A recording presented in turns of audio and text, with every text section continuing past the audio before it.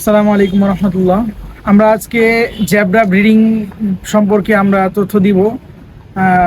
জ্যাবরা ব্রিডিংয়ের কী রেশিওতে mail দিতে হয়, কী রেশিওতে female দিতে হয়, এবং কিভাবে করলে এটার ভালো রেজাল্ট পাওয়া যায় এবং কতদিন সময় লাগে ডিমটা হ্যাচ হইতে। মোটামুটি এই ভিডিওর মাধ্যমে সব তথ্যই ইনশাল্লাহ দেওয়ার চেষ্টা করব, তো সাথেই থাকুন।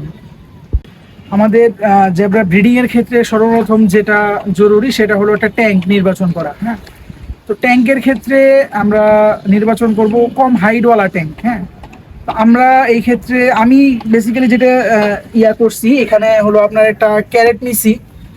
তো এই ক্যারেটের হাইট খুবই কম, কিন্তু পাশে খুব বেশি। তো এরকম একটা ক্যারেটে আমরা জেব্রা ব্রিডিং করব। আমরা এখান থেকে আইডিসি থেকে পুরাতন পানি, আমরা সবসময় পুরাতন পানি ইউজ করব। যে কোনো আপনার ডিমের মানে মাছের ক্ষেত্রে, ব্রিডিং এর ক্ষেত্রে আমরা পুরাতন পানিটা ইউজ করব।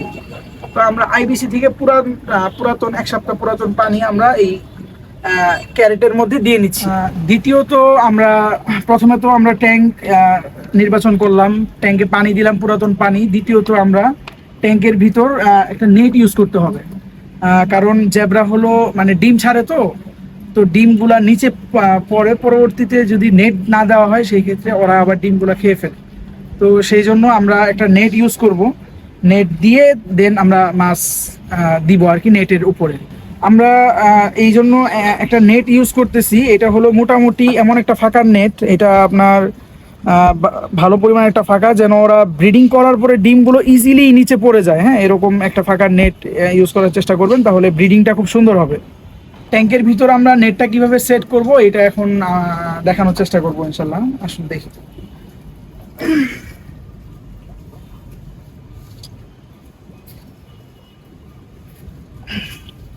আমরা নেট ইউজ করার ক্ষেত্রে এই ক্লিপগুলো ইউজ করবো, যেন নেটটা একদম যতটুকু মানে রাখতে হয় ততটুকুই যেন এটা রাখতে পারি আমরা। হ্যাঁ, এই জন্য আমরা এই ক্লিপগুলো ইউজ করব, তাহলে এটা সুবিধা হবে।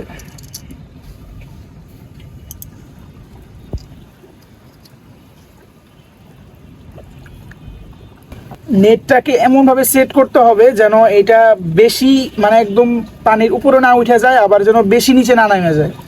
হ্যাঁ, ওইভাবে নেটটাকে সেট করতে হবে।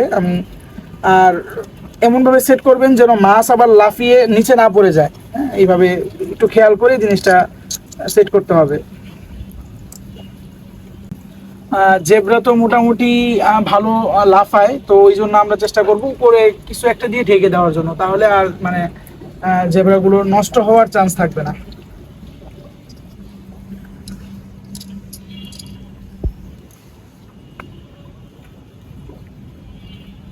আমরা এখানে আরেকটা জিনিস ইউজ করতে পারি, সেটা হলো পাথর ইউজ করতে পারি। পাথর ইউজ করলে হবে কি, জিনিসটা হালকা একটু নিচে নেমে থাকবে, সেই ক্ষেত্রে জিনিসটা আরো সুবিধা হবে। আমরা এই নেটটাকে যেন একটু নিচে নেমে থাকে, এই নিচে নেমে থাকার জন্য আমরা পাথরগুলো ইউজ করতে পারি। পাথরগুলো ইউজ করলে হবে কি, যে মোটামুটি নেটটা একদম উপরে উঠে থাকবে না, তাহলে সুবিধা হবে জিনিসটা।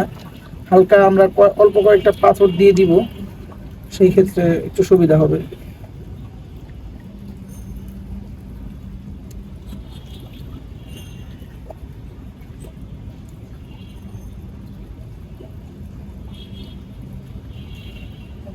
তারপর আমাদের লাগবে হলো একটা এয়ারেশনের লাইন। হ্যাঁ, আপনার ঝর্ণা দিয়ে একটা এয়ারেশনের লাইন আমরা দিয়ে রাখবো, যেন ডিম দিলে ডিমগুলা হ্যাচ হওয়াতে এই ইয়াটা আপনার সুবিধা মানে সাহায্য করবে খুব। আমরা এখানে একটা এয়ারেশন দিয়ে দিব। এয়ারেশনটা আমরা একটা ঝর্ণা ইউজ করছি এখানে। আর এয়ারেশনটা অতিরিক্ত মাত্রায় বেশি দেওয়া যাবে না, অতিরিক্ত মাত্রায় বেশি দিলে আবার সমস্যা। আমরা একটা মিনিমাম একটা যতটুকু না দিলেই না, অতটুকু আমরা ইউজ করব। হ্যাঁ,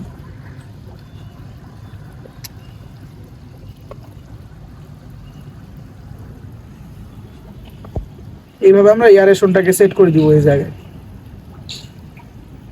রেডিয়াম গ্রিন লং ফিন জ্যাবরাটা হলো ব্রিডিংয়ে বসাবো। তো ব্রিডিংয়ে বসানোর জন্য আগের যে স্টেপগুলো সেগুলো হলো মেল ফিমেল আগে আলাদা করে রাখতে হবে। মেল আলাদা, ফিমেল আলাদা রাখতে হবে। তা মোটামুটি মিনিমাম 4 থেকে 5 দিন আলাদা রাখতে হবে ভালো রেজাল্টের ক্ষেত্রে। দেন আপনার ফিমেলের মধ্যে ডিম আসবে, মেলগুলোও পরিপূর্ণ রেডি হবে। তো আমরা দেখে নেই যে কিভাবে আমরা রাখছিলাম মাছগুলা। এখানে আমরা মেলগুলো রাখছি, এখানে হলো ফিমেলগুলো রাখছি। তো আমরা মেলগুলো আগে তুলবো, তুলে হলো আমরা ইয়েতে দিব, ট্যাঙ্কে দিব।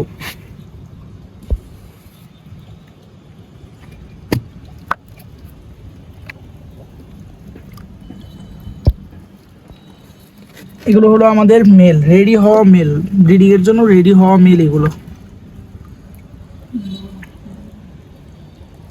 এগুলো আমরা এখন আমরা যে ট্যাঙ্কটা রেডি করলাম, এই ট্যাঙ্কের ভিতর হলো এই মেলগুলো আমরা ছেড়ে দিব।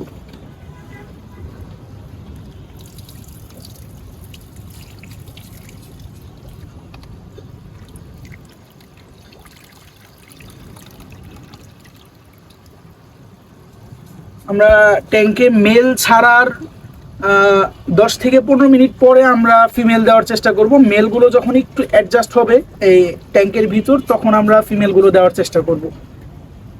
এখন আমরা ফিমেলগুলো দেখব, ফিমেলগুলো নির্বাচন করব, যেগুলোর ব্রিডিংয়ের জন্য রেডি হয়েছে ওগুলো আমরা বেছে বেছে ব্রিডিং ট্যাঙ্কে আমরা দিব। তো আমরা দেখি ফিমেল কিভাবে আমরা নির্বাচন করব।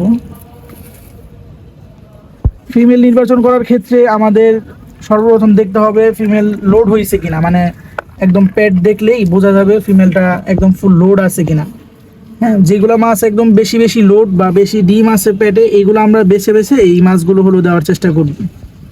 তো মাছ মোটামুটি মেলগুলো আমাদের দেওয়া হয়ে গিয়েছে, অনেকক্ষণ হলো। তো আমরা এখন ফিমেলগুলো যেগুলো মোটামুটি ভালো পরিমাণ লোড আছে, আমরা এগুলো দেখে দেখে এই মাছগুলো হলো দিব ইনশাল্লাহ। এই যে এই মাছগুলো একদম খুব বেশি লোড আছে ডিমে, আমরা এইগুলো দিব ফিমেল নির্বাচনের ক্ষেত্রে।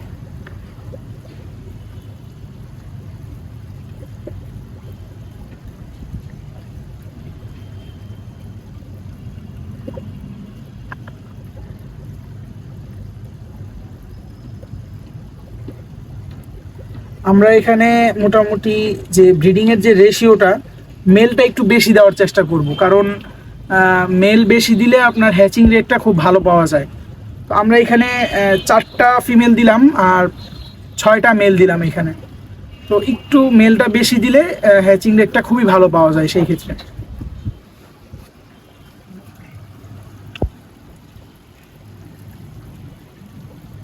আমরা এখানে মেল ফিমেল দুইটাই দিয়ে দিছি মোটামুটি। তো আমরা বিকালের দিকে এটা সেট আপ দিলাম। আমরা মোটামুটি ওরা হলো ডিম দেয় ফজরের দিকে, যখন ভোরের আলোটা ফুটে তখন ওরা ডিমটা দেয়। তো মোটামুটি কালকে পর্যন্ত অপেক্ষা করব, আগামীকালকে ইনশাল্লাহ ডিম দিয়ে দিবে ওরা। তো এখানে আমরা আরেকটা জিনিস করব, ওদের একটু প্রাকৃতিক মানে ন্যাচারাল এনভায়রনমেন্ট দেওয়ার জন্য এখানে আমরা একটু প্লান্টস ইউজ করতেছি, অল্প একটু প্লান্টস আমরা এখানে দিয়ে রাখবো। সেই ক্ষেত্রে ওরা একটু প্রাকৃতিক যে এনভায়রনমেন্টটা ওটা ওরা পায়, তো ওই জন্য ডিমগুলো ভালোভাবে ছাড়ে ওরা। তো আজকে এই পর্যন্তই। আমরা আবার পরবর্তী ভিডিওতে দেখাবো যে কি ওদের ডিম কিভাবে আমরা টেক কেয়ার করতেছি, বাচ্চা কিভাবে মানে কতটুকু বাচ্চা হলো, কিভাবে কি হলো, সমস্ত বিস্তারিত আমরা আপনাদের সামনে তুলে ধরবো ইনশাল্লাহ। তো আজকে ভিডিও এই পর্যন্তই, সাথেই থাকবেন ইনশাল্লাহ। আল্লাহ হাফিজ।